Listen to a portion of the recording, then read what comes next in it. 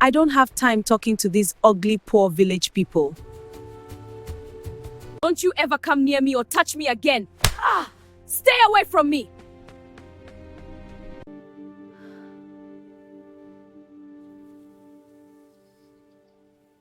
You have mocked what you do not understand. You have touched the sacred, and now the sacred touches you. Please, I did not know. I did not mean. In a small village by the winding banks of the Niger, there lived a young girl named Adaobi. She was known for her beauty, for her skin glowed like polished ivory, and her hair flowed like black silk down her back. But beauty, as the elders would whisper under their breath, had wrapped her heart in pride and arrogance. Adaobi looked down on everyone, her neighbors, her age-mates, even her own kin. She would walk through the dusty village streets with her nose high in the air, dismissing the calls of market women and the laughter of children. She would say, "These people are too slow, too dull, too ordinary for someone like me." The villagers learned long ago not to quarrel with her. Adaobi's father was wealthy and her mother's tongue was sharp as a razor. Yet what they could not teach her, the spirits of the land would. Now, in this village, the market was no ordinary place. Every market day, people from far and near would gather to trade yams, fish, spices, cloth, and beads. But it was also a place where the worlds of humans and spirits overlapped.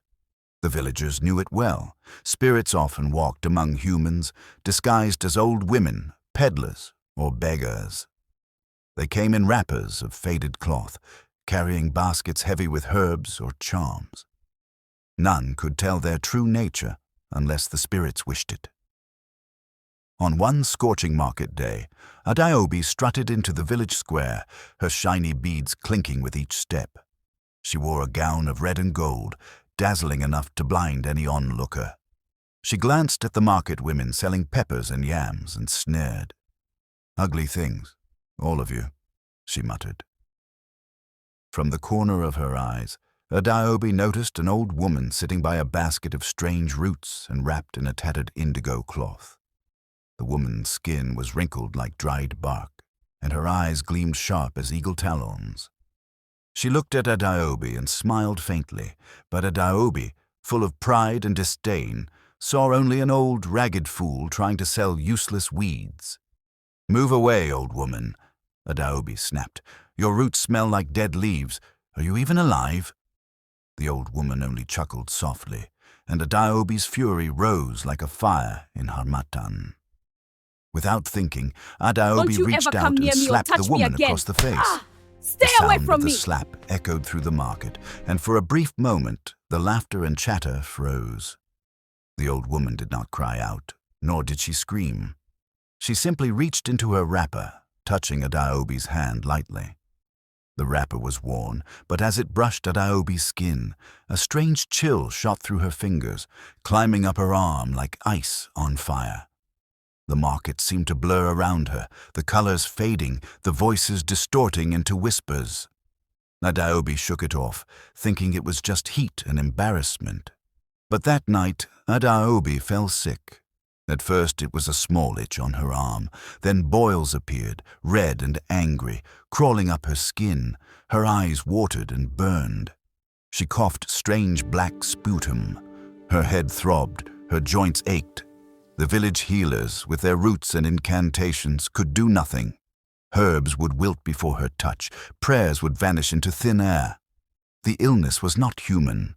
It was the wrath of a spirit, a punishment for arrogance, for seeing the old woman as less than she truly was. As the days passed, Adaobi's pride turned to terror. She could not leave her room, for the moment she stepped outside, villagers would whisper and stare. And in the middle of the night, she would hear whispers in the wind, a dry cackling, "You have forgotten respect, you have forgotten humility." Then one evening, as the sun bled into the horizon, the old woman appeared at the foot of Adaobi's bed. Only now she was no longer wrinkled. Her skin shimmered like moonlight, and her eyes burned with the fire of 1,000 spirits. You have mocked what you do not You have understand. mocked what you do not the spirit understand. said, You have her touched voice the echoing sacred, like the and beating now of the sacred drums in the touches you. forest. You have You have mocked what touched you the do not sacred, understand. and now the You have sacred touched the touches you. sacred, and now the sacred touches you. Adaobi fell to her knees, Please, tears I did not streaking know. her once I did proud not face. mean. Please, I did not know. Please, I did not I did mean- not know. I did not mean. The spirit lifted a hand, and with a motion both graceful and Please, terrible, I did not she know. drew a I did line not across mean. Adaobi's chest with her finger. A vision Please, struck Adaobi. I did not know. I She did saw not herself in the market, walking among villagers, laughing at their Please, simplicity, I did not know. noticing I the did world not of mean. spirits all around.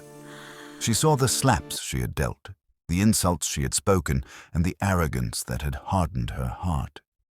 You will live, the spirit said finally, but only if you remember this. Pride blinds, and disrespect to the unseen brings sickness to both body and soul. You will carry this mark, this lesson, until humility grows in your heart. The next morning, Adaobi awoke to find the boils fading, the sickness receding, but the memory of her pride and the spirit's wrath seared into her mind. She left her room slowly, each step careful, and when she reached the market, she did not strut. She did not sneer. She bowed to the elders, greeted the market women, and gave thanks for their patience. From that day on, Adaobi became a girl of respect and humility. She never again judged by appearances, for she had learned that the unseen could be more powerful than the proudest of hearts.